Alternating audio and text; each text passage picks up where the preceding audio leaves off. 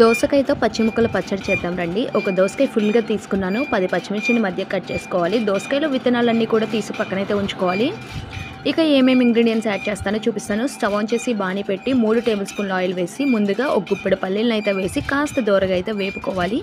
ఇవి కాస్త దోరగా వేగాయి అన్నప్పుడు మాత్రమే మనం ముందుగా కట్ చేసినటువంటి పచ్చిమిర్చిని కూడా వేసి కొంచెం సేపు అయితే వేయించుకోవాలి. ఈ రెండింటిని కూడా బాగా వేయించుకుంటేనే పచ్చడికి టేస్ట్ అనేది ఉంటుంది, పచ్చివాసన అనేది లేకుండా. ఇవి కాస్త ఫ్రై అయిన తర్వాత దీంట్లోని ఒక 2-3 రెబ్బల వరకు ఫ్రెష్ కరివేపాకు ఉంటే వేసుకోండి. ఇక్కడ కొత్తిమీర కూడా యూస్ చేయొచ్చు. నా దగ్గర కొత్తిమీర లేదు కాబట్టి నేను వేసుకోలేదు. కరివేపాకు కూడా కాస్త గలగల్లాడే వరకు ఫ్రై అయితే చేసుకోవాలి. ఇంకా స్టవ్ ఆన్ చేసి ఇది బాగా చల్లారే వరకు ఉంచుకొని చల్లారిన తర్వాత చూపించిన విధంగా మిక్సీ జార్లో అయితే వేసేసుకోవాలి.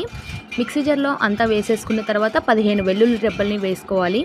చిన్న ఉసిరికాయ సైజ్ అంత చింతపండుని, మనం ముందుగా తీసి పక్కన ఉంచుకున్నటువంటి దోస విత్తనాలని, 2 టేబుల్ స్పూన్ల కల్లులుప్పుని, చిటికెడు పసుపుని యాడ్ చేసుకోవాలి. 1/2 టేబుల్ స్పూన్ వరకు జీలకర్రని కూడా వేసుకొని ఇదంతా బాగా మెత్తగా అయ్యే వరకు పేస్ట్ అయితే చేసుకోవాలి. ఈ విధంగా మెత్తగా అయితే అవ్వాలండి. ఇలా పేస్ట్ చేసుకున్న దాన్ని పక్కనైతే ఉంచుకొని సేమ్ బాణీలోని మళ్ళీ ఒక 2-3 టేబుల్ స్పూన్ల ఆయిల్ అయితే యాడ్ చేసుకోండి.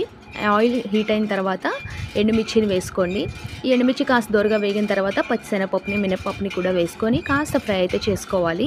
ఇవన్నీ కూడా బాగా ఫ్రై అయిన తర్వాత 1/2 టేబుల్ స్పూన్ వరకు ఆవాలు, కొద్దిగా జీలకర్రను కూడా యాడ్ చేసుకొని కాస్త చిట్పట్ల అన్నిచ్చి 2 రెబ్బల ఫ్రెష్ కరివేపాకుని కూడా వేసి కాస్త వేగిన తర్వాత కొద్దిగా ఇంగు కూడా వేసి ముందుగా మనం పేస్ట్ చేసి పక్కన ఉంచుకున్నటువంటి ఆ పేస్ట్ మొత్తాన్ని అయితే వేసుకొని కాస్త ఫ్రై అయితే చేసుకోవాలి. మనం దోసకాయ విత్తనాలు అనేది పచ్చి వేసుకున్నాం కాబట్టి కొంచెం ఫ్రై చేసుకోవాలి. ఇలా ఆయిల్ అంతా సపరేట్ అయిపోతున్నప్పుడు బాగా కలుపుకొని సిమ్లో పెట్టుకొని 2-3 నిమిషాలు ఫ్రై చేసుకున్న తర్వాత దోసకాయ ముక్కలన్నింటినీ కూడా వేసేసుకొని ఒకసారి బాగా కలుపుకొని 2-3 నిమిషాల పాటు మీడియం ఫ్లేమ్లో ఉంచుకొని ఇలా కలుపుతూ మగ్గించుకుంటే సరిపోతుంది. ఉప్పు అనేది మీ టేస్ట్ తగ్గట్టు యాడ్ చేసుకోండి.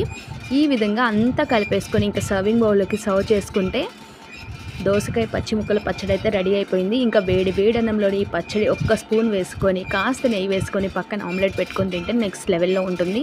తప్పకుండా ఈ పచ్చడిని మీరు కూడా ట్రై చేయండి. ఎలా వచ్చింది అనేది కింద కామెంట్ సెక్షన్లో కామెంట్ చేయడం మాత్రం మర్చిపోకండి. మా ఇంట్లో అయితే మేమందరం ఇష్టంగా తింటాం.